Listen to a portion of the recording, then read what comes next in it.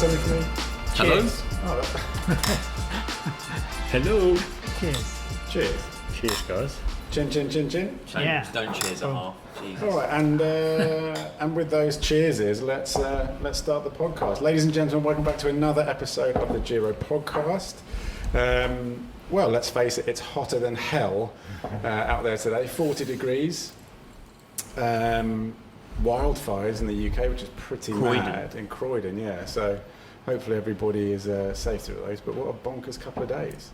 But it looks to be cooling off. Guys, probably a little apology. Thanks, Jay. Well done, mate. Sorry, I'm just trying to wake this one up. What a twat. Oh, sorry, Tim. I'm not allowed to swear. I forgot about that.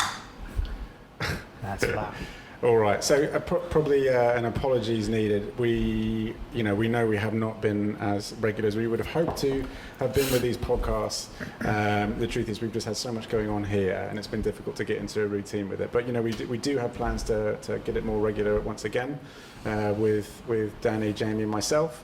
So there will be more coming later in the year. But we wanted to do just a bit of a shorter podcast to bid Matt farewell on his or bid Matt bon voyage. He's given up. I do plan on coming back. Yeah. This is the end. So this is probably our fourth podcast maybe together. I've lost count, if I'm honest. And so Matt is one of our sort of like earliest regular sort of customers here at Giro. He is a Curve ambassador, and he's about to go off to start and hopefully finish his fifth Transcontinental Race. Wow, absolutely bonkers, mate. So Matt Completely. in previous years has finished second, so it's a bit of a big deal. You're going back, mate. So yeah, I mean, we'll get into the details of it. But how are you feeling ahead of your big race? Yeah, I'm feeling good. I'm just really excited to get going. As always, this time you spend so long kind of preparing and stuff. I just want to get going now. Not sure how kind of ready I am to race, but I think a lot of it just kind of falls into place when you start getting going. That's what I'm hoping for.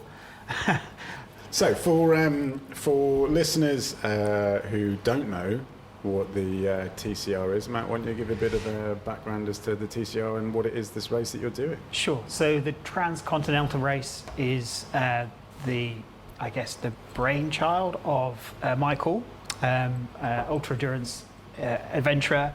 He travelled the world and kind of figured he wanted to give that little bit of travelling and bike packing experience to people who could do it in a shorter space of time, so like on a 2-week holiday. So he came up with the Transcontinental Race, which was originally a race from London to Istanbul. Oh, really? I didn't realise it started in London. That's cool. Yeah, the first ones were in London, and then it's been kind of moving around a bit since then. I think it's kind of found a bit of a home, starting in Gerardbergen. But the idea is that you have a bunch of racers who want to, race across Europe. It's unsupported or self-supported, completely self-supported, self-sufficient. No outside assistance. You can take, commercial resupply along the way. So, petrol stations, McDonald's, ice cream, etc. You can get anything you need from commercial sources along the way. No private resupply, so you can't arrange to meet a mate and get a bag on the way. You can't arrange to stay at someone's house. It has to be commercial organisation. That sort of thing. As in like booking.com? Yeah, hotels. Booking.com. Yeah. This tonight's episode is sponsored by booking.com. To get your discount, /Matt. There's some really expensive bus shelters on booking.com. Yeah. Well, yeah, and that's the thing. A lot of the guys will and girls will be, bedding down in bivvies, in bus shelters, in all sorts of picnic tables, hedges, all sorts of stuff. So what does that mean? It means that when you're tired, you need to find somewhere to sleep. Yeah. You can sleep outside. You can sleep rough. Wow. There's lots of reasons why not as well. But there's also a lot of reasons why not. Yeah. I know, Plenty of those. More of those. I know which camp I'd happily fall in. But on these sort of races, it's kind of a balance. Like Yeah. you will need to sleep outside at some point, probably, or be prepared to do that. But I tend to prefer hotels because you can get a shower and you can clean stuff and just a comfy night's sleep, even if it is less that you might get bivvying. And it might take a bit longer to get through the process, but you feel better afterwards, I find. And a wonderful buffet breakfast. If you stay long enough for it. Yeah. Well, Like the amount of obviously, times I've stayed. We're joking around a bit, but I mean, you'll be there for a matter of hours, and it's Yeah. also a good opportunity to wash some kit, let them dry Yeah. off, because you're wearing one pair of bibs for like 11 days. Yeah, I've toyed in Danny's the done past that with before, a and, spare pair, but Just in a normal week for that day. yeah. But it's space, and at the end of the day, the bibs are going to be in such a state after a couple of days. Whether you take a spare and cycle them around, I mean, waiting for it to dry is not going to, especially with the heat at the moment, it's not going to really take much time anyway. Yeah, So, sure. yeah, All right, so for those watching, you'll see we've got your bike, and we will do a quick kind of like video, which is a bit of a bike check after this podcast for everyone to see on our social channels. But I mean, obviously, this is your 5th TCR. Let's talk about maybe a little bit about the route and really what is kind of, I guess, unique about the TCR, and that it's not a set route. You've got checkpoints to go to. yeah. So maybe just talk through a little bit about this year, where you start, where the checkpoints are, where you finish, Sure thing. and maybe talk a little bit about the research you've done into your route planning, if you've done any. So It's okay if you haven't, like, we're not judging. I will get to that. His But employer, he hasn't done any research. To the wider world, he's done loads. So the start goes back to, I guess it's kind of found a spiritual home in Gerardbergen in Belgium, where the first... God bless. God bless you. Yeah, the first Danny went to parkour. Gerardbergen this year.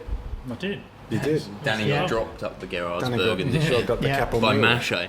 Well, the Dropped race up goes up medium there, there. so they send everyone up So that's the the Capel start Moor. of the race. Yeah, you have to do the Capel Moor, These which bastards. it's a challenging climb.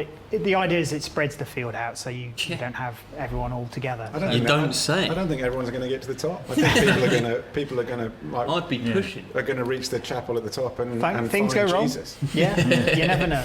So, but yeah, the finish this year is where it started in 2019, which was the last one. So it finishes in Burgas in Bulgaria on the Black Sea coast. Yeah, So of course, that hasn't been a race for 2 years, has it? yeah. Yeah, of course. Yeah. So going back to Burgas, but on the way the checkpoints are pretty different, but there is a bit of a similar one. So the race goes east first to the Czech Republic, where there's quite a long mountain parkour. I can't remember the name. I haven't paid too much attention to the route just yet on that bit. Alps. But no, it's in Czech Republic, so north, so it borders Czech Alps. Germany and Poland. I guess Mountains. they have a name, and I can't remember what it Czech is. Alps. I mean, I could look at my phone, but Checks out. anyway. So Czech Republic. From there, it goes down to the Paso Gavia, so down to Bormio. To get to Bormio, you have to either go over the Stelvio or the Umbrail, I think it is. Which one have you chosen?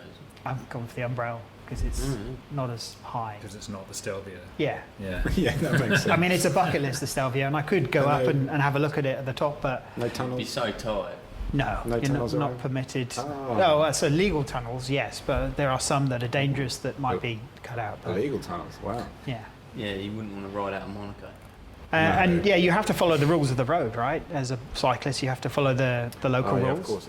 Yeah, So yeah, if the tunnel is banned for cyclists, you can't go through yeah. it. Sure, So, sure. That makes sense. But yeah, from the Gavia, it's down through the Po Valley, through Slovenia to Croatia, across Oh, the beautiful. Bosnia, and down into Montenegro for So that's the the third Balkans. control.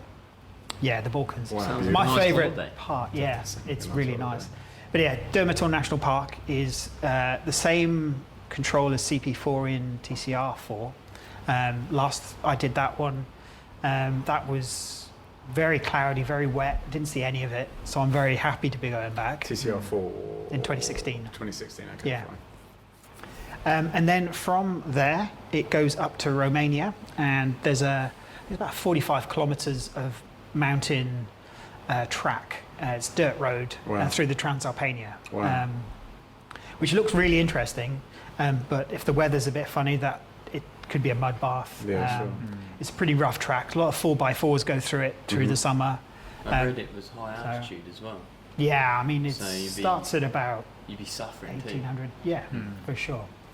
And then, yeah, from there it's then down to Burgos. So across the Danube, need to get a ferry, and then across to Burgos for some ice cream. And that's the finish. Yes. Yes. Easy. Yeah. So it's about 4,000. My route's about 4,400 So I think that's the important thing that we need to sort of stress here, because obviously this is a solo unsupported race. It's the parkour this year is longer than previous, so it's just over 4,000 kilometres. And I spoke to you earlier in the week, but a good result for you would be 12 days. 12 days would be exceptionally good, I think. So I mean that's on average 380 a day. Thereabouts, yeah. Yeah. The winners I'm will not be sure I've coming done in at 380 this year. 400. Me neither. Yeah. That's amazing. So Yeah. 380 a day and that's not just flat riding, that's up, Mountains. down, that's flat, that's Through the windy. Dolomites. I mean, if you kind of even it out, so it's like 1,000 meters of climbing every 100k, Yeah, which sure. is like a Yeah. Giro shop ride. It's 1 to flatter 10, than yeah, shop yeah, ride, Yeah, Like a but some of that is Surrey at quite Hills, altitude. yeah So- sure. Wow. So, how you feeling? Scared. Yeah, a little bit. Yeah. Always nervous before these things, but like I said before, I just want to get going. That's the bit I'm familiar with is Yeah, sure. the riding. It's all the kind of the waiting around, the anticipation. It's always it's the hard part. What are you? Can I ask what you're nervous about? Just making sure I haven't messed something up, like the route or Sure. the new tyres I put on and the sealant. Just making sure I don't forget kit. Yeah. Making sure I can actually get to the start. Going over on the Saturday at the start of summer term as well is going to be chaos in Yeah. the tunnel. So, yeah, I mean, that's a just good all point, of 'cause- little things about just getting there is You fundamental. know, you have a full-time job. You know, I know there are other athletes doing this that are either professional or semi-professional, but you know, this is your full-time job. So you do your training around your job, and you book off annual leave Yeah, to do this race. it's my holiday. Yeah, to do this race. Yeah. And of course, you do get a couple of days at the end, you Yeah. know, relax. But that's Sing after. beers. Yeah, beers and ice cream and recovery. Bulgaria. So, Yeah. yeah. And lots of chamois cream for your bloody saddle sores. Yeah. Your destroyed undercarriage. Some TLC for Some the, TLC. Yeah. yeah, That's necessary. Awesome. Obviously, this is your fifth, so you are an experienced guide. Can I actually, something I haven't asked before? Obviously, you know the guys who organise this pretty well. Yeah. Do they show any respect to the fact that you've done 5 before? Is there like a special club? Is there any? I'm not talking about Do special you get a treatment. jacket? Yeah. Like, what's the, So, Get to sit in a is there special a belt room at the club you house. wear? Like, so it's interesting. So they want to have good the races coming back. They want to have the experience in the field. They want to have names, but there's not an awful lot of special treatment. So there is a ballot process still for entries and stuff. Yeah. I think just by nature of, I think like top 10, something like some veterans will get a more of a favourable entry. Sure. Or there'll be a more of a favourable ballot places. Yeah. So for veterans, there is maybe a bit of a bias on the ballot, but Yeah, sure. Okay. there's no guarantees to these things for sure. Also, I mean, Less the insurance TCR, liability. you know, is run by Anna, you know, and she's for 2018 and 19 really made a big point of getting more women involved. In it. Yeah. And so, I mean, that's been a really good thing for the sport because, you know, I mean, look, we've spoken about this on previous podcasts. You know, cycling is traditionally a very male sport, and it's nice that these more extreme sports or versions of our sport, like ultra racing, they wanted to open up to the female riders as well. And of course, in the year that we met you in Brest, was it? Yeah, 2019. Was it 19? Was that the one Yeah. where we met you in Brest? Sure, was the last one. Was Yeah. it? And where Sarah came to the finish. Oh. Met her lover boy. Oh, so sweet. Giro. But and yeah, that was the year that she won. You know, Yeah, Fiona- it wasn't Fiona it won. wasn't a women, you know, kind of like category. She won and destroyed the field. It was amazing. Yeah. Absolutely amazing. Yeah, incredible. Yeah. I mean, what other races? What other categories of sport? You know, perhaps ultra running, maybe, I don't know, but you know, where it's a level playing field. It's brilliant. Absolutely brilliant to see. Yeah, ultra distance is a leveler Yeah. because it relies less on kind of raw power and just being able to manage and maintain your kind of pace. Yeah, there's so much more to it than just raw strength. Yeah. And in fact, that actually doesn't help, I don't think, a lot of the time. But Raw strength. yeah, Yeah. so, More, and you know, we can get into it, but you know, like I know the guys from Curve and Jesse and their experience. They just say after a couple of days, it's basically an eating competition. oh yeah, It's just consuming as many calories as possible. Obviously, Danny, we've spoken in previous podcasts.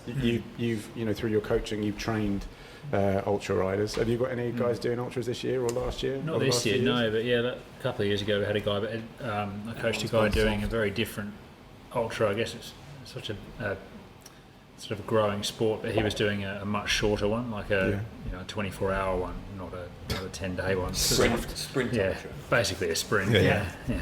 He's doing a crit. I mean, we joke, but I mean, Yeah. that he did cover a hell of a lot of distance in 24 Yeah, it was hours. about 560k, and I don't know how many thousand meters of climbing, but it was like maybe 10,000 meters. was of it the climbing. one in Yeah. Ireland? Donegal? Yeah, Donegal Yeah. 555. Yeah. The obviously we've got a good friend of Giro, James Golding, who was unfortunately unsuccessful in his attempt to he wanted to go and win Ram this year, but COVID got the better of him and he had to withdraw. But I mean, people will know what Ram is. Obviously that's a fully supported race across the state, so maybe let's just talk about the differences between a race like the TCR and a race like Ram. Sure. Well, the supported riders in Ram, and there are some unsupported ones that do it. Oh, really? Okay. But the supported riders in Ram will have usually a camper van and maybe a car as well, following them with all of their food, with a team that is there for them 24/7 to support them, to provide somewhere for them to sleep, somewhere to have a massage.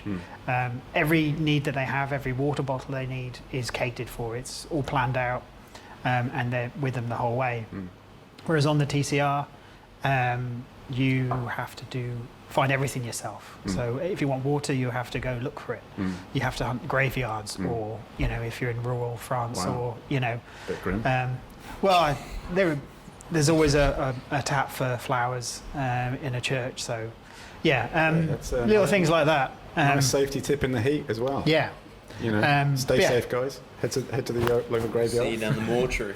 Or natural springs, or supermarkets, or wherever. There's so many places that you can get these things from, but you have to find them. You have to do it yourself. That's the main kind of thing. And how much research you do ahead of that? Because I mean, I'm sure there will be stretches of this race where I think we've spoken about this in the past, but people were going into like long sections of like 200-300 or like 200 kilometers, and knowing there was going to be no food, but people didn't do the research that they didn't know, and they were caught out. Yeah. So interestingly, the TCR is through Europe, and for the most part, especially for the faster guys, they will be following the faster routes, and they generally have petrol stations dotted along the way. Yeah. So the TCR is kind of beneficial from that. So you don't necessarily need to plan as much, or you can almost rely upon that. But there will be sections, there will be, mandatory parcours where there will be nothing. Or what parcours?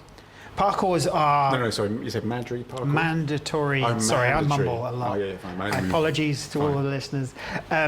So that's a fixed section of route that you have to follow. Yeah, sure.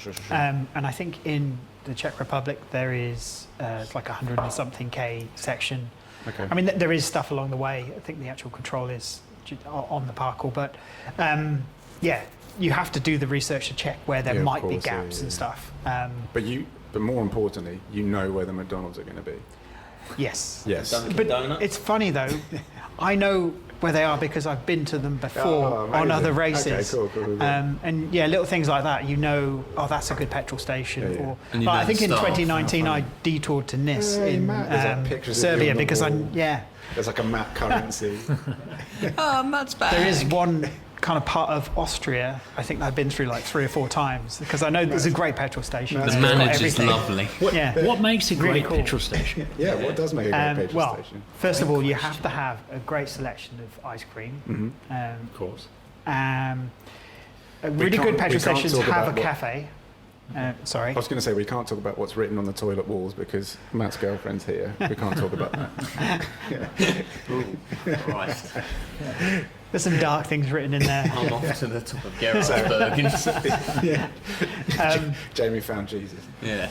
But yeah, I mean, it's open. It's got lots of kind of sugary snacks that you pick up and grab. Getting a chocolate milk or a cold coffee drink is great because you can just down it. It's loads of sugar in it. Yeah. Coffee is always good. But yeah, lots 24 of hours. 24 hours is great. Good management team.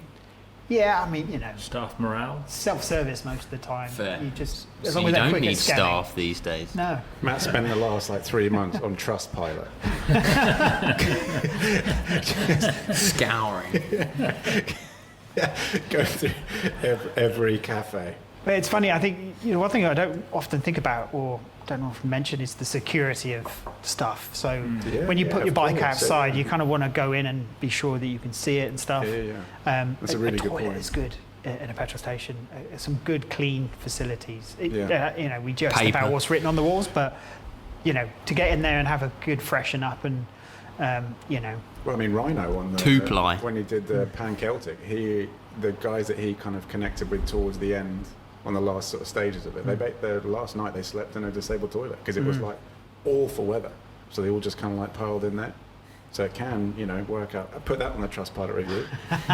Also, don't condone that per se. Because someone might have needed the toilet. yeah. Yeah. Well, they can come in. It's fine. Don't harm me. Yeah. Hold this for me. No one will be sleeping in the Giro toilets. For the No. record. No. That's They're free to use. They've slept pretty much everywhere else, just not the toilet. Anyways, so I mean, I think it's really worthwhile for listeners to go back to listen to the other podcasts with you because we did one right as you finished where we met you in On the 2019 ferry. on the ferry. That was quite Yeah, that cool. was- So that that was was like fun. hours after. Yeah, I mean, it was. All I wanted to do was go to sleep In and just ask me hindsight, questions. in hindsight, it felt a bit brutal because Raw and emotional. we got there. We got to Brest really early, but we had booked the ferry back and we couldn't move it. So it was like, yeah, Matt, welcome back. Yeah, let's go out for dinner. Yeah. Okay, you got to wake up at 5 a.m. the next day for us to get the ferry. I went to sleep very quickly because I think maybe the 2 beers of Stella went and all the stuff we had at the finish as well. Yeah. But I went to sleep very quickly. But I was on autopilot. Woke up. I Yeah, think. really? Yeah. Anyways, Then I fell asleep but, in the I mean, van. We've got race. we got a podcast with you before that, and then we've also got a more in-depth one with I think Rhino and Gus. Was that the one? I can't remember. Definitely Ryan and one. Yeah. I don't remember doing one with Gus, but yeah. Anyways. We've done one with Danny as well. Yeah. Yeah. Coach's Corner. Coach's yeah. Corner. Yeah. So I mean, Yeah. definitely go back and listen to those, and they're a little bit more in depth. Obviously, it's been whilst the last couple of years you have been racing. You did Italy Divide this year. You did Badlands last year. So yeah, in the last 12 months, I've done Badlands and Italy Divide. Are you doing Badlands again this year? No. No, you're not. Okay, fine. No, and that's really. It's a really nice race, but it was brutal, and I don't have any holiday left. So I mean, you've definitely through you and you're great on social media. When like everyone go and listen to or go and subscribe to @Birdman1 B1 RD MN.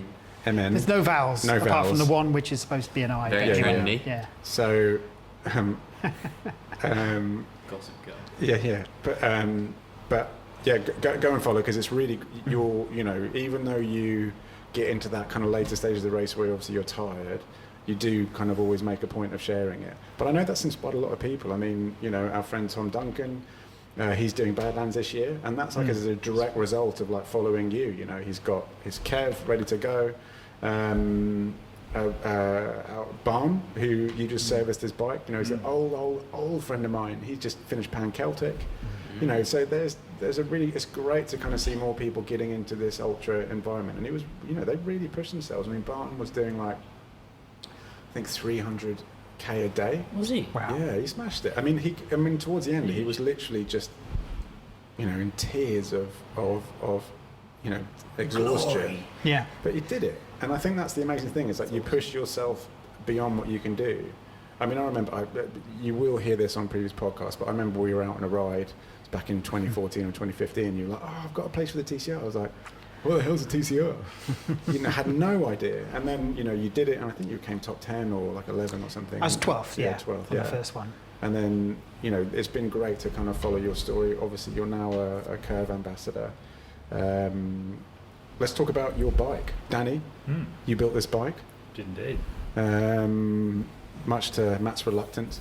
It's nice to know your own bike and how it all goes together. Yeah. But yes. But we didn't trust you. The line was drawn.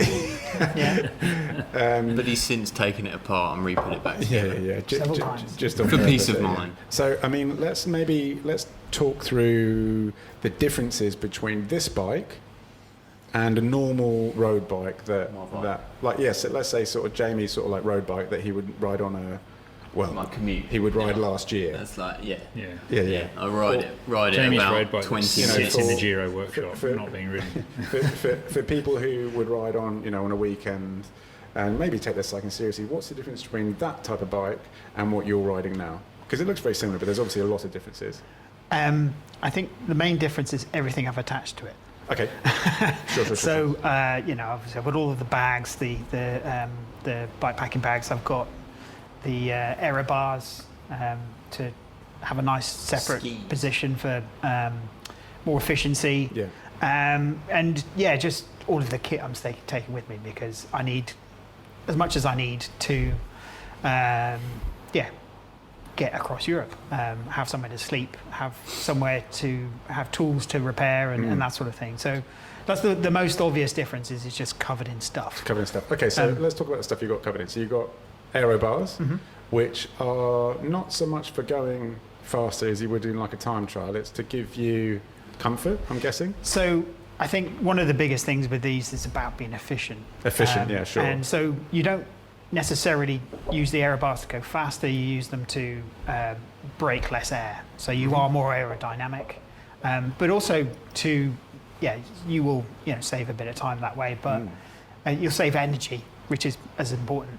But also it's another place to put your hands, put your arms, and save, you know, getting things like ulnar palsy, where you get nerve damage from holding the handlebars and stuff. So Yeah, but I mean that happens to you every year, though, right? yes. But, so no, I'm not being. I Yeah. mean, you're spending 20 hours on a bike Yeah. for 10 days. Of course, your body's going to have impact. But essentially, you having different options of where you can put your arms and hands, that You need lessens to that move impact. around. And Yeah, you know, sure, some sure, of the races where I've had the worst ulnar palsy is because there's been lots of climbing, and you Okay, can't fine. always sit Yeah, on that sure, thing. sure. And then also with climbing, there's all of the braking. So you're on Yeah. the drops, and you're you Yeah. know, pulling your brakes hard Yeah. a lot Yeah. into corners, and that's what kind of gets the ulnar Mhm. damage for me. Anyways, a lot of Yeah. people have different problems, but I mean, I did a with Curve. I did a ride through South Africa, and it was only like 7 days. We were doing it was off road. We did maybe 150k a day, and I had the same thing. I had I could not feel my ends of my fingers for like a month, the end of it, and that was a relatively light ride compared to what you're doing. yeah, I think off road you are more susceptible to it just because of the vibrations and that sort of thing. But a lot of these routes take us off road as well on the road Okay, bike. sure. So I mean, Yeah. Danny, maybe You've got what- two Garmins. I do backup. Is that because the Resilience. battery's not very good? back up. No, Really? the battery is brilliant. I've got Yeah, the new an Garmin's external batteries battery are as very, well. very good. Okay. Yeah. But it's just a bit of backup, and also it's You can have one with it's a bit of data, cheat. one with map. I can have one that's charging and then one that's running, so I can move it around. It's just an And option. you've got your quad lock for a phone. Yeah, You got sold by Frumi on the Insta ads, did you? No, I've had this for years. This is the Freemy motorbike mount got as sold well. from Matt. Yeah. Yeah. Um, It all starts somewhere. And then, I mean, you've got this orange thing on the back here, which is your spot tracker, which That's right, gives yeah. us the ability to follow Track. you. Yeah. Dot watch. Dot watching. Yeah. So, new site this year, I think, which is Follow My Challenge for the tracking, but also on the Transcontinental website and Okay, fine. .watcher.cc. And We'll put all the links below, Yeah. and we'll go pretty mad from Sunday and, Yeah. and really sort of Dot post what watch we're doing. Yeah. yeah, but the tracker is really as well to ensure you have evidence for your ride to Yeah, say sure. that it was on legal roads and you weren't Yeah. jumping on a train Well, and stuff. I read and- today. Jamie was talking about this They've earlier got on. like a team of people policing. Yes, there's a team of volunteers, and Yeah. most of the people behind these races are all volunteers. I s- Checking in on the riders and And the also controls. that has like a safety element to it. Yeah, as there's well, always I someone presume. watching. So Um, if something were to happen, they could spot irregularities Yeah, as well as catch you getting a train. sticky ball. Yeah. I mean, yeah, they Oh, can you're they can right. see irregular speeds on Yeah. roads where if you're going at the passage hour at 40k an hour. Is that why you've put on new number plates on your van? Is that? No, sorry. That's why Danny's booked 2 weeks holiday. I reckon Deliveroo's the future. You just keep ordering food to like 20k down the road. Just Yeah. follow the drive. That's I mean, I don't right. think, and this is the thing, I don't think that's necessarily in the spirit of the race, No, totally. but that's doable. I mean, I'd not even thought about that. The website, Danny. I mean, yeah, it's all in the spirit of fairness and what's available to others. Yeah. Like, not everyone's going to have 100%, a data plan across Europe, Yeah, so yeah. doing that is maybe not so No, fair. totally. I think that's a really, good point when you say about the spirit of the race. I mean, obviously we're very fortunate to know Christophe Allegaert, who's another Curve ambassador, but he was there at the first TCR. Very good friends of Michael, as is Jesse. And I think when you speak to them about the original TCR, I think it was like maybe 6 people that did it or something, or it was like a not many, but it was this kind of, let's meet here and then we leave and the goal is to get here, and it was a race, but it wasn't that brash, competitive, I'm going to beat you. It was that kind There's of... no UCI rule book Yeah. dictating everything you have to do. But it was So- it was for the love of it. It was for the adventure of it. Yeah. It was for the challenge of it. I mean, like Matt, you've been, you've said in the past, you've been through some like amazing highs. You've been through like amazing lows as well on the bike. Whether it's taken 10 days or whether it's taken 20 days, you still get to the finish, and that's like, I think that's the beauty of these type of ultra things, and what Michael was such a pioneer in. It was going through that dark place, going through those moments where you feel that you can't, and you realise that you can push your body further, and you can, and that feeling of getting to the end is, I mean, I have no idea, but I'm guessing it's great. Every time I do it, I forget. Yeah, really. Yeah, Honestly, sure, I mean, what you're saying is absolutely right. And there are rules. Yeah. I think there are 10 rules, but they're all focused around integrity and honesty and being able to say when you get to the end, you shake hands with another rider, you have a beer, share stories. You know that you've all done this, all followed the same kind of rules, and you've all kind of I'm lost for the right words, but you can have a beer and you can share the same or share really stories cool. and say we Really cool. both got there. I've really lost the words with this, but it's all about just saying that the person you're having a beer with has not done crazy stuff because you've got the evidence and of your route and stuff. It's great. Yeah. Can't hate them. So we'll just get back to the bike. So Danny, maybe talk through the difference. So this is the Curve Ultra. So maybe talk through the difference from like a technical standpoint between this and like maybe let's say the Belgium. Yeah, cool. So I guess the biggest and most obvious would be the geometry of the bike. So whereas a race bike like the V3 a lot of people will be riding things like specialised tarmacs and that sort of thing, which tend to be quite aggressive. And by aggressive, I mean generally they're quite a long and low front end, quite a short wheelbase. They handle very kind of quick and Set up for racing. very twitchy, set up for racing. Yeah. Whereas a bike like the Ultra is designed more around that long distance riding. It's a little bit more relaxed. It's a bit shorter. It's a bit taller at the front end to give you a more comfortable riding position. Steering geometry is a little bit not slower, but well, I guess yes, slower because it feels more stable. So if you're going at high speeds or you're cruising along the aero bars, it's going to feel a lot more stable than something like the V3 would. And that's down to the wheelbase, is it? Longer wheelbase? Yeah, I think like the wheelbase, the head angle, Sure. the fork rake, the front set. Yeah, there's a lot of stuff that goes into what makes the bike handle. But yeah, I guess the geometry would be the big thing. Also comfort. I mean, if you look at the rear stays on this, they're kind of a bit swoopy. They've got a bit of shape to them, which theoretically lets them flex a little bit more. Whereas like, yeah, it's a good word, swoopy. Whereas like the V3 has sort of straight stays, which would be really nice and stiff and a bit more direct. Get a bit more road feel out of it. But yeah, it's all just around comfort. And I mean, I think that's one of the things to, obviously we're very fortunate to work with Curve, very closely, and the bikes, they've each got their very specific purpose. I mean, I ride my day-to-day as a Belgian, and that's because I like, riding on the road. Obviously, we've got Kev up on the wall here, and that's really designed for sort of off-road gravel. But then they've got more extreme bikes like GMX Plus and the, Titanosaur and all these other bikes. But this, one here, obviously this is the successor of the Belgian Spirit.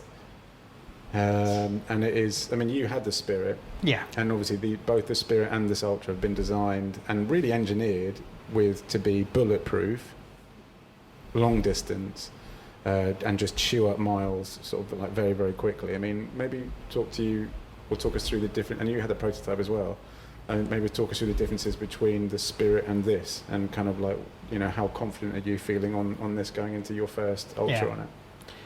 I mean, the Spirit, which is actually, I think my old frame is actually up on the wall above the stairs. That's a great bike. I did nearly 60,000 k on that. Wow. Yeah, lovely bike. Difference between this, a lot of them are kind of subtle, but they're little improvements kind of geared towards an ultra bike, hence the name. Just little kind of tweaks and changes on where stuff is on the frame, and that just help it. But just generally as a feel, for me it's just so much more planted. I think the longer wheelbase or slightly long wheelbase helps that. Descending on it is just wonderful because you can just tip it into everything, and it just stays. I'm going to regret that at some point, I'm sure. But I absolutely love the comfort of it more than anything. That it's just that little bit more. I mean, these things are subtle. It's an incremental improvement, but it's definitely for what I look for on the bike, it's definitely helped me a lot.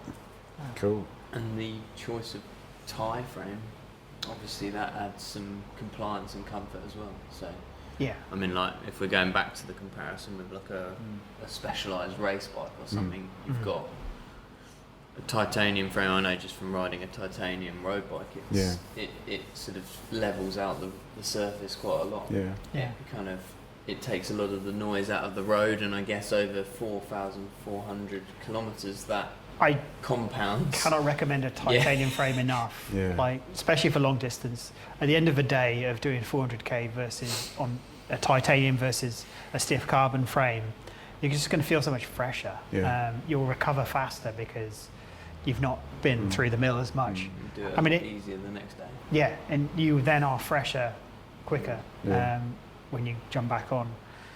I mean, the one thing I did change between frames was the gearing side of things. It's very specific, but with the SRAM axis, you can go for a gravel gear, and so kind of went for a subcompact, I guess it is, which is like a 33/48 at the front, and then I've got a 10/36 on the back. Oh wow, okay. And I mean, when you're doing an ultra, you don't need to spin out a 50/10 or anything above that.